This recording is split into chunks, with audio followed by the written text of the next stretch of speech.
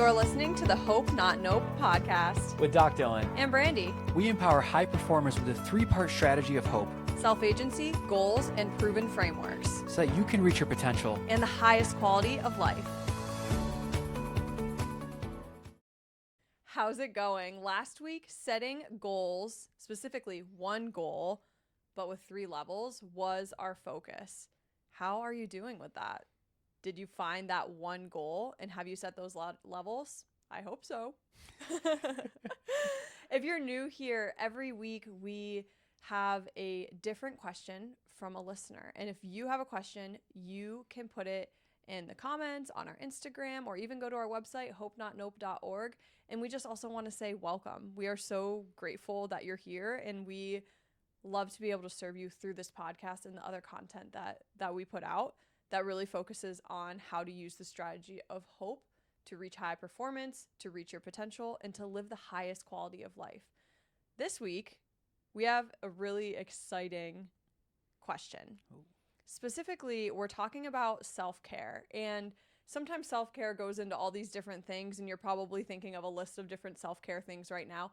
But wait, because I don't think that you've thought of what we're about to talk about. So make sure to keep listening. Our question is from Victoria, and Victoria asked, I know in the grind, self-care is needed to keep going and to avoid burnout.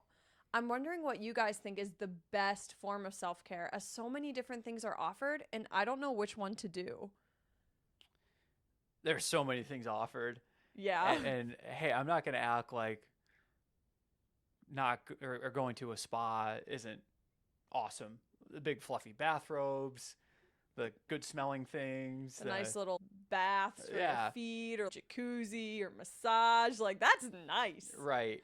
And there's all these things available. But when we're referencing a high performer, the biggest form of self-care is when they are pursuing their purpose intentionally.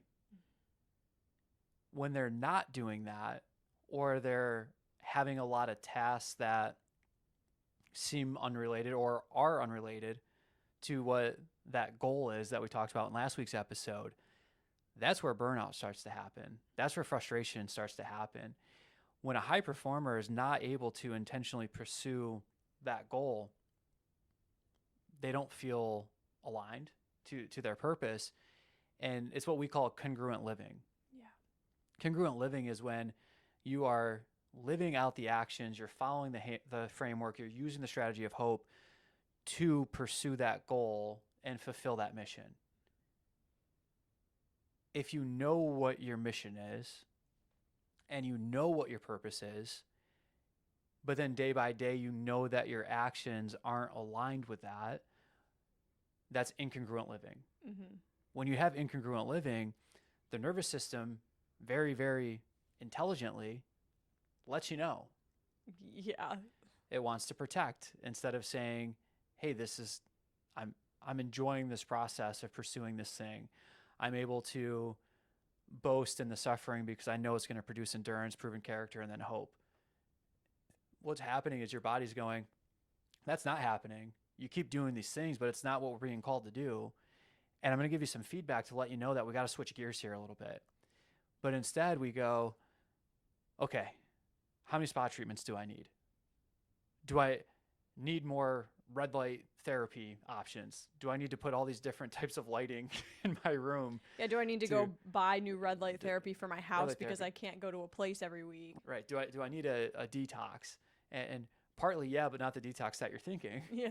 You need the detox of the things that aren't aligned with where you want to go, or where your family wants to go, or where your business wants to go. That is what's the most fatiguing and creates the most burnout in a high performer, is when they're not pursuing the thing intentionally that they are desiring or that's been put on their heart for them to go do.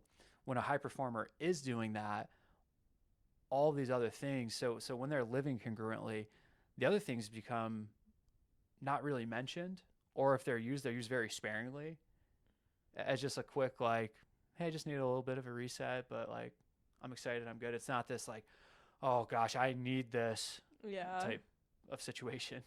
Yeah, I really liked when you started out answering this question, you very subtly brought in the scripture Romans chapter 5 verses 3 through 5, which is, I boast in my suffering, or I boast in my affliction, knowing that suffering produces endurance, endurance proven character, and proven character hope. And hope does not hope disappoint. doesn't disappoint. Hope does not disappoint. Yeah. But I want to bring that up because sometimes the challenges or the suffering that you're facing is due to you not living a congruent life, and your nervous system is telling you to start living a congruent life. Sometimes there are sufferings that you're going to go through in the midst of living a congruent life. Yeah. And yes, you need to identify which one it is, but the result can still be hope. The result is still persevere, grow in proven character, and establish a strategy of hope, because hope does not disappoint. So whether or not, if you're looking for self-care because you're in that like suffering bubble, yes, have the reflection of, is this because I'm not living congruently? And I don't want to throw out a percentage because then it sounds like I'm a scientist and I'm not. But I would argue that a higher percentage is probably due to congruent living, and not just like, hey, you're going through a trial to learn something. Like, it's probably you're not living congruently. Yeah. Oh, I'm so ready to throw in. Okay, throw it in. Things. So in that Romans 5:3-5, and actually let me take a step back and then back forward. You're so excited. Whatever way we're gonna go. But when I wrote the book, I shared that my initial mission was to end suffering. And that was because I didn't understand it at that point. And that was partly because I wasn't congruently living at that time. But I'm like, man, suffering's bad. I don't want people to suffer. I want to end this suffering. Well, yeah, good luck, buddy. And thankfully, one of my colleagues at the time kind of called me out on that and was like, hey, you got to rethink this a little bit. And that shifted my perspective. And I've obviously healed and learned a lot since that point. And now what I've realized in that verse that really anchors our company of Romans 5:3-5 is, before we get to the affliction or the suffering, what is that first instruction? To boast or glorify in that. That should make you scratch your head, right? How can I be joyful in this period of suffering? Because you know it's happening for a purpose. Yeah. You know that it's happening to shape you and to help you grow in faith or into your purpose so that you can go live that thing. It tells us the steps in it, right? So we look at the suffering as like the nopes that we face. And initially it was like, we got to get rid of nope. Yeah. No, we have to replace the nope with hope, because we're going to face the nopes. It's how do you replace it with hope? And that's congruent living. And then I want to go back to Romans 5:3-5 of who wrote that letter to the Romans, right? St. Paul. Yeah. At so many different times, you can see the suffering that he has gone through and him boasting and glorifying that suffering. And one quick example in Acts, he gets arrested. He gets beat in a Roman territory, thrown into jail. And what is he doing in that cell? He's singing. Yeah. He's singing psalms. Like, talk about a head scratcher. This dude just got beat. He's put into jail. He doesn't know what the outcome of this could be, except for he does know the outcome because of his faith and salvation. But he's singing.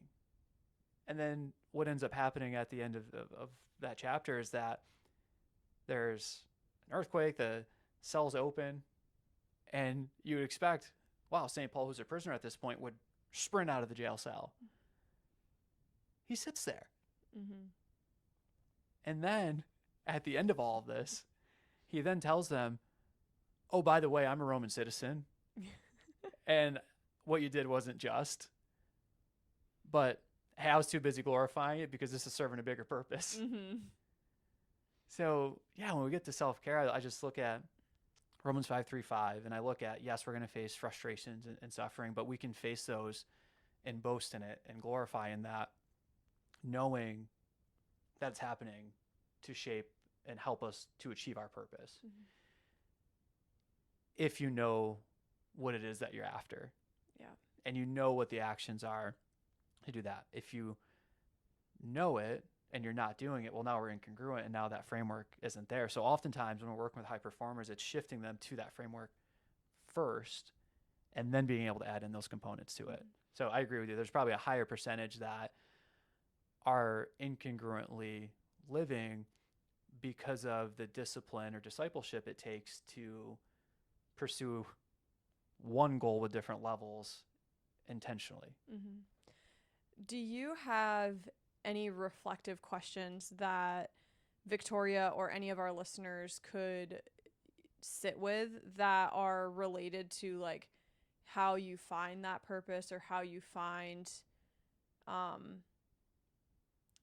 that alignment within yourself? Because I'll give you a little bit of time to ponder just in case you need it. But I think that very often people, whether you were raised with faith, and so however you were raised, sometimes like if you've been in the faith in the church very long, you don't even realize that you maybe haven't asked God what your purpose is, or you haven't given yourself to like, you haven't given yourself a chance to be aligned because you've been so in like a routine of it. That's obviously an overgeneralization, but I have seen that in a lot of people. So I'm just like putting that there. And then I think other times too, if you're newer in the faith, maybe a part of you has asked God what your purpose is, and you need more than that, right? Like maybe you haven't trained yourself to be able to hear the voice of God. And so besides, hey God, what is my purpose and how can I live more in alignment with the will that you've created for my life? Besides that question, like, are there other questions that our listeners could sit with in order to really, what it comes down to is have the most fulfilling self-care of living your purpose through what God has blessed you with, versus getting distracted by, and don't get me wrong, like I love a nice spa day, but getting distracted by all of that and realizing that like you're not even remotely close to the purpose that God has called you to. Yeah, there's layers of questions that all get down to that same point. It just depends on where the person is at in this, of how interoceptive are they? Because oftentimes what ends up happening is that people rely on what other people have told them too often for their purpose. Huge Adam Sandler fan. Love Adam Sandler. We did a podcast on Happy Gilmore too back last summer after it came out. Something along at that point. But love Adam Sandler. You look at the guy and you see all the stuff that he has done, and you would assume that, wow, that was a straight path. Like everyone supported him and it was great. Well, I was reading the story of his professor told him that he doesn't have a career in acting or comedy, that he should shift to something else because this just isn't for him. Wow. I mean, you're paying tuition to learn from an expert who just told you that this is not your purpose. Right. Well, luckily that professor doesn't get to decide that. Right. The person receiving that gets to decide what they do with that. And to the character of Adam Sandler, because that's one of my favorite things about him, is just his proven character, is that later on, once he succeeded, Saturday Night Live and then all the movies after that, that professor was at a bar and he was there with his buddies, and instead of going to that professor and going, I showed you, you told me not to do this, he went, he put his arm around him and he said to his buddies, hey guys, this is the only professor who's ever bought me a beer. And that professor's like, yep. Here, buy the beer. I'll buy the beer. But it just shows that when you're able to know what it is that's been put for you to pursue, that you, and I want to be careful because community is needed. And some of these things can fuel you to kind of go pursue that further, of like, hey, no, you can't pursue this. You're not going to be good at that. Okay, watch this. Kind of that chip on your shoulder, but you do want to forgive at some point. You don't want to carry that. So we do need community, but we can't rely on other people telling us what we should be doing. And in our role when we're coaching high performers and working with them and getting them focused and using the strategy of hope, we're never telling them what their purpose is. That's not our job. It's not our role. It's not anybody's role. that is between you, your soul, and the Lord speaking to it. And we can help you get to that point where you can start to discover it a little bit more by thought-provoking questions, but it's never on someone to connect the dots for you. Because someone might say, hey, you know what? Like, you're really good at painting. You should go pursue that. Well, should you? I don't know. Is that what you want to do? Like, I know a few artists that are like, I don't want to make money off of this. This is for me, and this is what I want to do, and I enjoy my day job because it allows me to do this, and I don't want to go full-time with this because the business aspect of it takes away the joy that I get from it. Like, hey, that's perfect, because now you're not getting burnt out because you know what the intentions are of these different things. Yeah.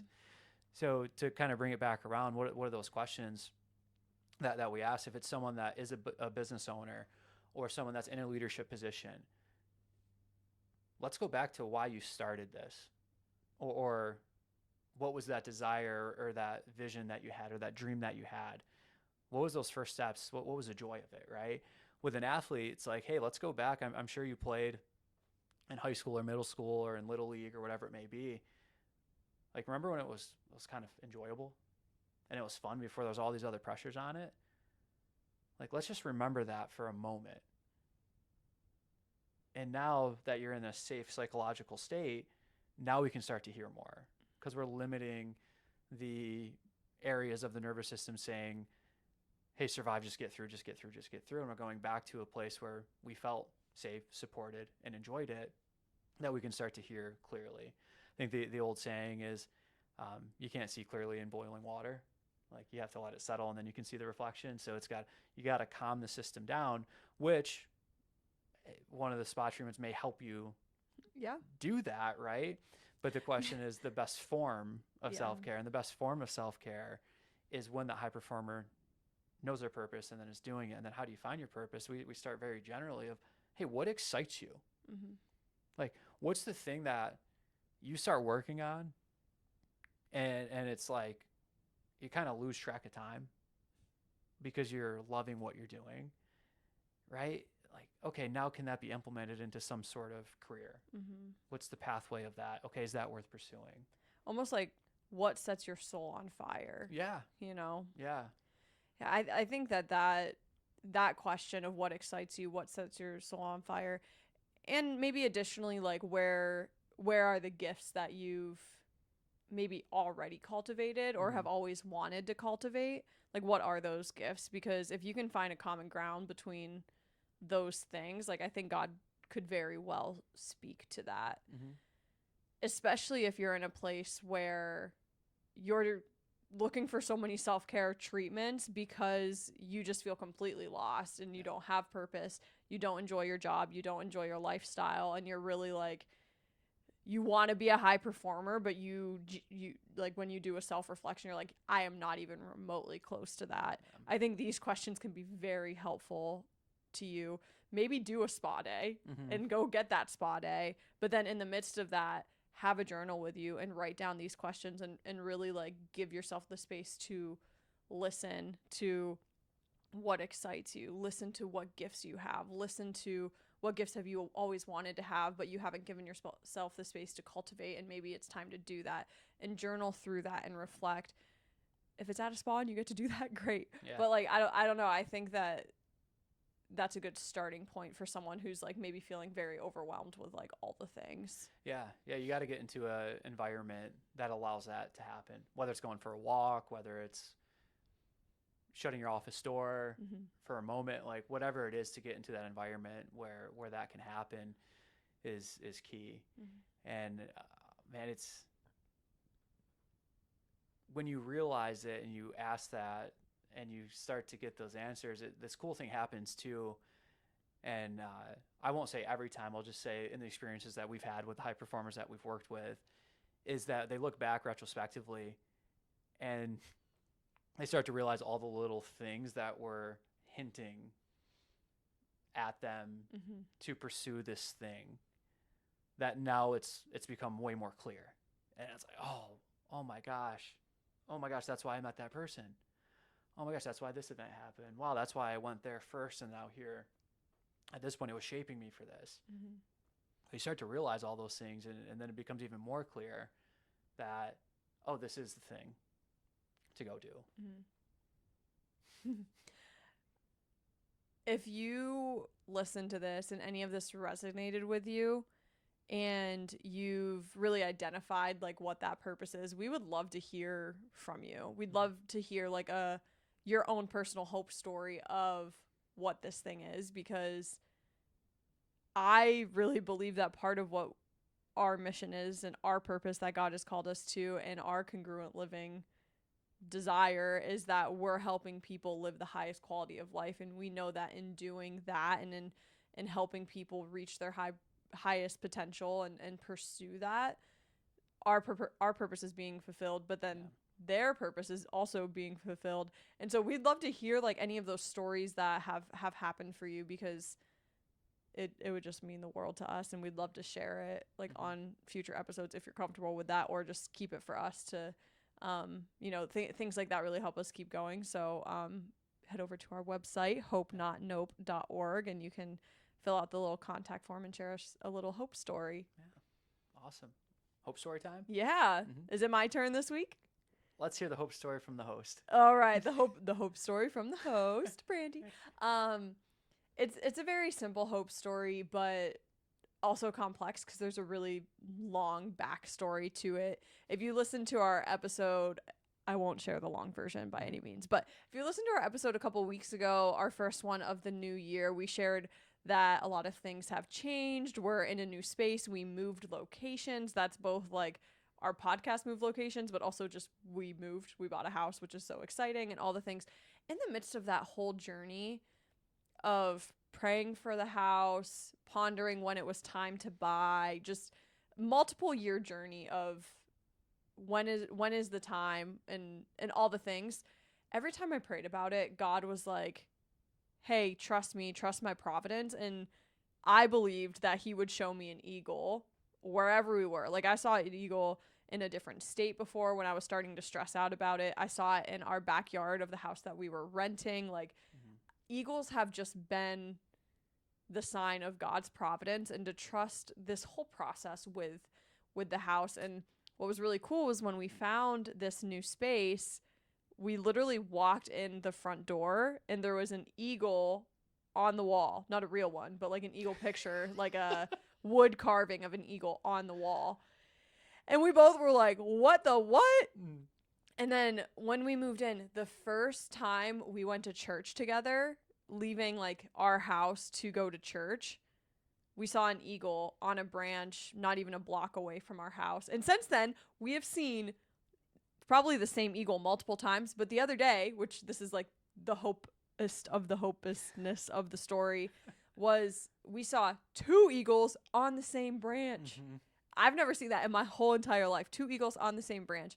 And so I tell this story, and the reason why I believe it's a hope story is sometimes the simplest way to explain the strategy of hope and almost the, I guess, result of hope is when things are joyful as well. And this is just such a joyful part of the journey for us as we've moved and transitioned and prayed and pondered and all the things, like to get to this place and to have eagles just flying in our front yard and 2 eagles sitting on a branch. It's been awesome. Yeah. It goes back to that kind of retrospective part of it of like, oh, you're telling me this the whole time and here it is, like, okay, awesome. 100%. Yeah. Well, thank you for listening and have a great week. Remember, high performance isn't just about using the strategy of hope, but becoming hope. The Hope Not Know podcast is meant for educational, informational, and personal development purposes only and does not constitute any health or medical advice. If you're looking for specific advice, connect with us to work with a Hope coach. The Hope Not Know podcast shall not be liable or responsible for any loss or damage allegedly arising from any information or suggestions in this podcast.